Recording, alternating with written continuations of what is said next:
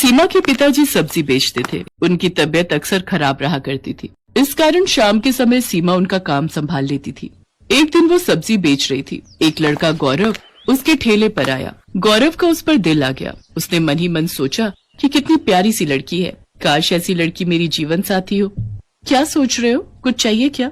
ओ हाँ, वो मैं भूल गया था। आधा किलो पालक और आधा किलो आलू चाहिए। सीमा ने सब्जी तौल कर रख दी। अब तो गौरव रोज सीमा को देखने के बहाने से सब्जी खरीदने आने लगा। एक दिन सीमा के पिताजी से गौरव ने कहा, मैं आपकी बेटी को बहुत पसंद करता हूँ और उससे शादी करना चाहता हूँ। क्या काम करते हो? पढ़ा लिखा हूँ लेकिन अभी बेरोजगार हूँ, नौकरी ढूंढ रहा हूँ। गरीब हूँ लेकिन आपकी बेटी को पलकों पर बिठा के रखूंगा। मुझे आपकी बेटी के अलावा कुछ नहीं चाहिए। गरीब आदमी के लिए बिना दहेज दिए बेटी का हाथ किसी के हाथ में देना बहुत बड़ी बात थी, इसलिए उन्होंने शादी के लिए हाँ कर दी। साधारण तरीके से गौरव और सीमा की शादी हो गई। आओ बहू, हमारे घर में तुम्हारा स्वागत है। सीमा ने चारों तरफ देखा। गौरव का घर ज्यादा बड़ा तो नहीं था, मगर हाँ, उसके घर से अच्छा था। उसने सरला के पैर छुए तो सरला ने ढेरों आशीर्वाद दिए। कुछ दिनों बाद गौरव को एक प्राइवेट नौकरी मिल गई, लेकिन कुछ ही महीनों बाद वो छूट गई। ऐसे कैसे काम चलेगा गौरव?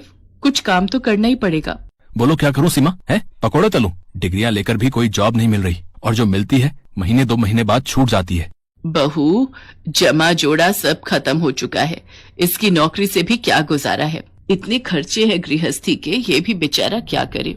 जानती हूँ माँ जी, ये भी परेशान है, लेकिन अगर ज्यादा नहीं तो थोड़े पैसों में ही कर ले। साग सब्जी का तो खर्चा निकल ही आएगा। कुछ दिनों बाद गौरव को जॉब मिल गई, लेकिन सैलरी केवल 8,000 रुपए थी। इस समय पैसों की बहुत जरूरत थी, इसलिए उसने हाँ कर दी। बहू, आज खाने में क्या बनाया है? कुछ नहीं माँ जी, घर में कोई सब्जी नहीं है। मैं सोच रही थी कि मैं घर आऊँ, पापा 2-4 दिन की सब्जी तो रख ही देंगे हमारे लिए। नहीं बहू, ऐसे अच्छा नहीं लगता। वैसे भी क्या कहेंगे कि खर्चा खत्म हो जाता है तो बेटी को हमारे यहाँ भेज देते हैं साग सब्जी लेने। ठीक है तो माँ जी, रोटी बना दी है। मेरी मम्मी ने थोड़ा अचार दिया था, उसी से खा लेंगे। वैसे भी सब्जी के लिए पैसे नहीं है। गौरव की सैलरी भी महीने के आखिर में मिलेगी। सीमा ने खाना परोस दिया। थाली में रोटी और अचार रख दिया।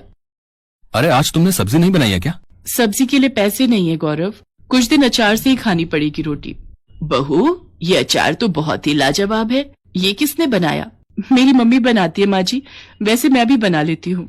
आपकी सैलरी मिल जाए तो तुम भी ये अचार जरूर बनाना। सच में बहुत बढ़िया लग रहा है। मेरी मम्मी कहती है अगर एक समय को सब्जी ना मिले तो अचार से रोटी खाई जा सकती है। अरे बहू, इतना स्वादिष्ट अचार मिले तो मैं हर समय अचार के साथ ही रोटी खाऊं। उसके कुछ दिनों बाद सीमा अपनी सास से कहती है, माँ जी, कुछ नींबू रखे थे, मैंने उनका अचार बनाया है, जरा ये भी चख कर बताओ। सच में लगता है जादू है तुम दोनों माँ बेटी के हाथों में। जो कोई खाए उंगलियां चाटता ही रह जाए। एक बात कहूँ जी? हाँ कहो सीमा। क्या ये वो लगा रखा है? ठीक से कहो, क्या कहना चाहती हो? मैं सोच रही थी इस तरह के अचार बनाकर बेचना शुरू कर दूं। वैसे भी हम दोनों सास बहू घर में सारा दिन खाली तो बैठे रहते हैं। इस बहाने हमारा समय भी कट जाएगा और हमारी आमदनी भी हो जाएगी। तुम तो बड़ी समझदार हो बहू, लेकिन मुझे अचार बनाना नहीं आता। गौरव अगर हाँ कहे तो फिर मैं आपको सब सिखा दूंगी। ठीक है, इस महीने की सैलरी आने दो, फिर तुम अचार बना लेना, ठीक है? सीमा खुश हो गई। वो 1 तारीख का इंतजार करती रही। गौरव की सैलरी मिलते ही वो कुछ अचार के मसाले, आम, गाजर, मूली, नींबू खरीद लाई और फिर दिखा दी अपनी कारीगरी। उसने अपनी सास की मदद से कई तरह के खट्टे मीठे अचार बनाए। अचार तो बन गया सीमा, लेकिन तुम इसे बेचोगी कहाँ? ये तो हमने सोचा ही नहीं। हम ये अचार बाजार में बेचेंगे, और कहाँ बेचेंगे। और दोनों सास बहू अचार के डिब्बे लेकर बाजार में चली गईं। अचार ले लो, अचार, आम का लो, नींबू का लो, गाजर मूली का लो। तभी एक औरत उनके पास आती है और कहती है, बहन जी, कैसे दिया ये अचार? 80 रुपए किलो है। ये तो बहुत सस्ता है, 30 रुपए किलो तो आम ही हो रहे। इसकी तो खुशबू से ही मुंह में पानी आ रहा है। पता नहीं खाने में कैसा होगा। पहले चख कर देखिए, फिर खरीदिए। वाह वाह, मजा आ गया। जैसी खुशबू वैसा अचार। लाओ 1 किलो दे दो। हमारी बहू प्रेग्नेंट है, खाएगी तो उसका मन अच्छा हो जाएगा। उस दिन उनका सारा अचार बिक गया। सास बहू दोनों के चेहरे खुशी से खिल गए। वैसे ज्यादा फायदा नहीं हुआ था, क्योंकि अचार उन्होंने सस्ते में बेचा था, लेकिन एक उम्मीद की किरण नजर आई कि उनका काम चल निकलेगा। अगले दिन सीमा सरला से कहती है, माँ जी, आप सब्जियां काटिए, तब तक मैं मसाला बनाती हूँ। बहू, आज कुछ ज्यादा अचार बनाएंगे। और वो हर हफ्ते अचार बनाकर बेचने लगी और अब अचार ज्यादा बिकने लगा। सीमा ने सरला से कहा, माँ जी, मेरे मन में एक विचार आ रहा है। बाजार और दुकान पर हमारे ग्राहक बढ़ते जा रहे हैं, लेकिन हमारी कोई पहचान नहीं है। क्यों ना हम अपने अचार को कोई एक पहचान दे। वो कैसे? वो ऐसे, अब हम अपना अचार खुला नहीं बेचेंगे। अब हम उसको खुद तोलकर 1 पाव, आधा किलो और 1 किलो के डिब्बे में पैक करेंगे। इसका एक नाम होगा, सास बहू का अचार। हम इसे थोक की दुकानों तक पहुंचाएंगे। देखना, अगर ऐसा होगा तो हम सास बहू छा जाएंगी। लगता है मुझे भी नौकरी छोड़कर सास बहू की अचार फैक्ट्री में काम करना पड़ेगा। ये विचार भी बुरा नहीं है। पहले दुकान, उसके बाद फैक्ट्री। वाह, हम लोग बहुत अमीर हो जाएंगे, है ना माँ जी? चलो चलो, सपने देखना छोड़ो और अब काम पर लग जाओ, तभी सपना सच होगा। सुना है तुम दोनों बहुत अच्छा अचार बनाती हो, क्या हमें भी सिखा दोगी? हाँ सरिता, बिल्कुल सिखा देंगे। हमने अपनी दुकान खोली है जिसका नाम रखा है सास बहू का अचार। तुम अपने साथ और लड़कियां और बहुओं को भी ले आना। इसी बहाने वो भी अचार बनाना सीख लेंगी और हमारे यहाँ पैकिंग का काम कर लेंगी। इसके बदले हम उन्हें पैसे देंगे। अच्छा, फिर तो मैं कल ही 8-10 लड़कियों का इंतजाम करती हूँ। अगर मेहनत सच्ची हो तो दिन बदलने में समय नहीं लगता। सास बहू अचार की दुकान एक छोटी सी फैक्ट्री में बदल गई। गौरव ने अपनी जॉब छोड़ दी। अब वो अपनी गाड़ी से मार्केट में अचार सप्लाई करने लगा। माँ, मैं तो हिम्मत हार गया था, लेकिन तुम और सीमा अचार के बिजनेस को इतनी ऊंचाइयों पर ले जाओगी, मैंने तो कभी सोचा भी नहीं था। बेटा, ये सब सीमा की मेहनत का नतीजा है। नहीं जी नहीं, ये सास बहू की मेहनत का नतीजा है।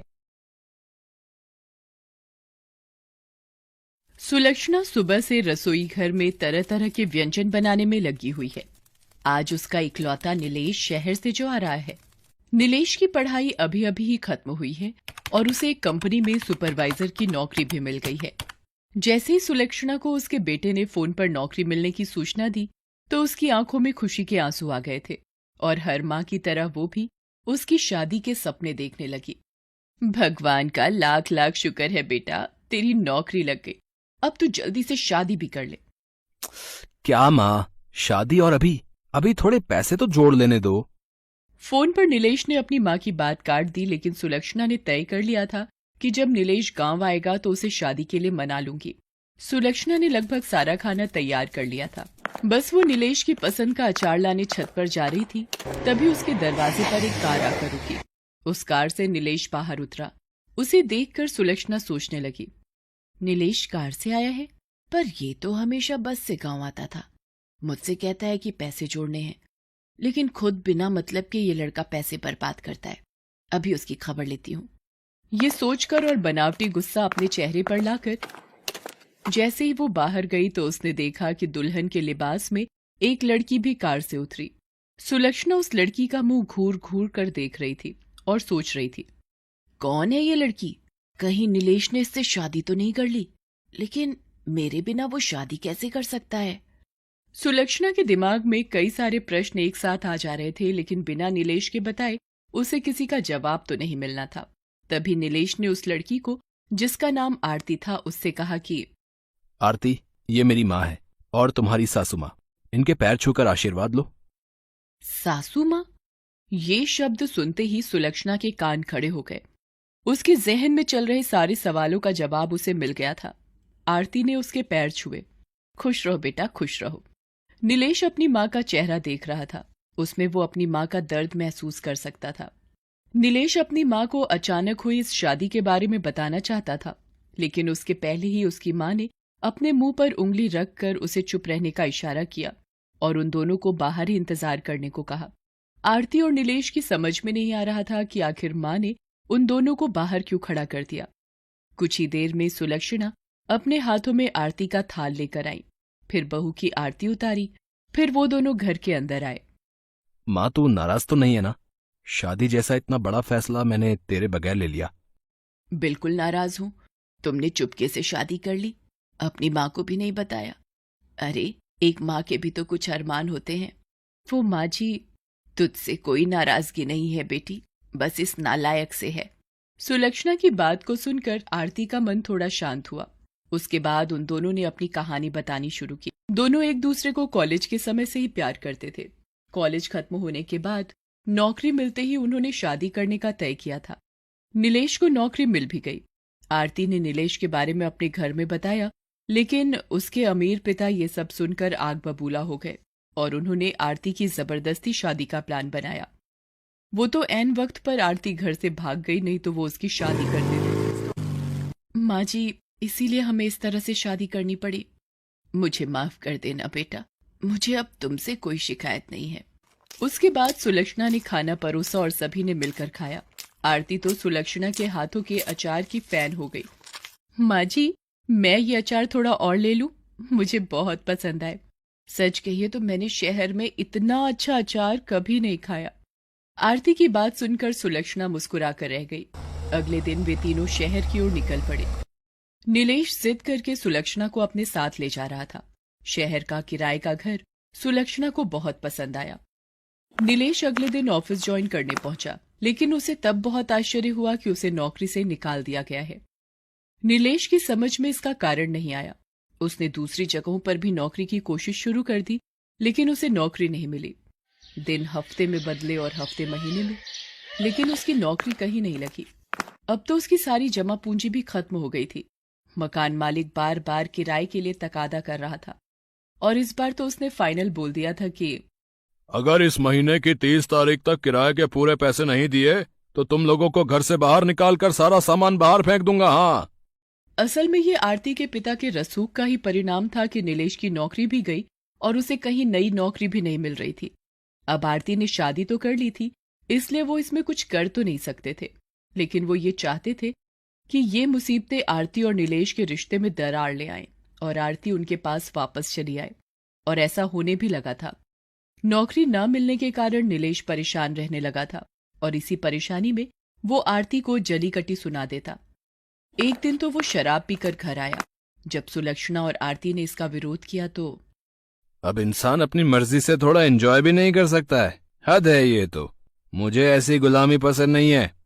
ना तो आरती ने नीलेश की बात का कोई जवाब दिया और ना ही सुलक्षणा ने, क्योंकि उन्हें पता था कि नीलेश इस समय बहुत परेशान है। लेकिन एक दिन बातों बातों में आरती ने सुलक्षणा से कहा कि माँ जी, नीलेश को नौकरी नहीं मिल रही है, क्यों ना हम कुछ अपना ही काम शुरू करें। अपना? लेकिन अपना क्या? माँ जी, मुझे याद है जब मैं पहली बार आपके घर गई थी तो आपने मुझे अपने हाथ का बना अचार खिलाया था, जिसकी तारीफ करते मैं नहीं थक रही थी। क्यों ना हम वो काम शुरू करें। अगले दिन उन दोनों ने ये आइडिया नीलेश को भी दिया, लेकिन नीलेश ने उसमें कोई इंटरेस्ट नहीं दिखाया। आरती की माँ के पास बहुत पुरानी पायल पड़ी थी। उसने वो पायल बेच दी और अचार के लिए जरूरी सामान खरीद लाई। अचार बनकर तैयार हो गया। फिर दोनों सास बहू उसे बेचने निकल पड़े। किस्मत ने ऐसा साथ दिया कि अचार हाथों हाथ बिक गया और इतने पैसे आ गए कि वो घर का किराया भी दे सकते थे और नए अचार भी बना सकते थे। नीलेश, जो पहले इस काम में बिल्कुल भी इंटरेस्ट नहीं दिखा रहा था, अब उसे अपने व्यवहार और गलती पर अफसोस होने लगा। बेटा, जीवन परीक्षा का नाम है। जब तक हम जीवित हैं, ये परीक्षा लेती है। इसका ये मतलब नहीं कि हम परेशान हो जाएं, दुख में हमेशा बैठे रहें, आंसू बहाते रहें, शराब पीना शुरू कर दें।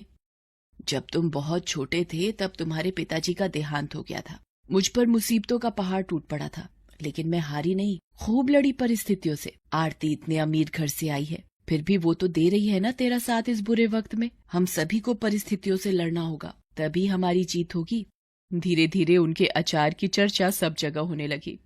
माँ जी, आपके अचार ने मार्केट में कमाल कर दिया है। जिसे देखो वो आपके अचार की चर्चा कर रहा है। आरती, जिस हिसाब से मार्केट में डिमांड बढ़ रही है ना, मुझे लगता है कि हमें कुछ लोगों को काम पर रखना होगा और शायद एक दुकान भी लेनी पड़े। उन्होंने दुकान भी किराए पर ली और कुछ लोगों को किराए पर भी रखा। सफलता का ये सिलसिला चलता ही रहा। 1 साल के भीतर उन्होंने अचार बनाने की एक फैक्ट्री भी शुरू कर दी। अब उसकी फैक्ट्री में अचार बनने लगे। उन्होंने अपने अचार के ब्रांड का नाम रखा अचार वाली। ये सब कुछ एक सपने की तरह लग रहा है ना नीलेश? अगर माँ नहीं होती तो ये सब कैसे संभव हो पाता? माँ ने कुछ नहीं किया, ये सब तुम लोगों की मेहनत और ईश्वर की कृपा का परिणाम है। आज अचार वाली और उनके अचार की चर्चा देश से लेकर विदेश में है। सुलक्षणा के हुनर ने तो उसके परिवार की किस्मत को तो बदला ही, उसकी फैक्ट्री से जुड़े हजारों परिवार का भाग्य भी बदला।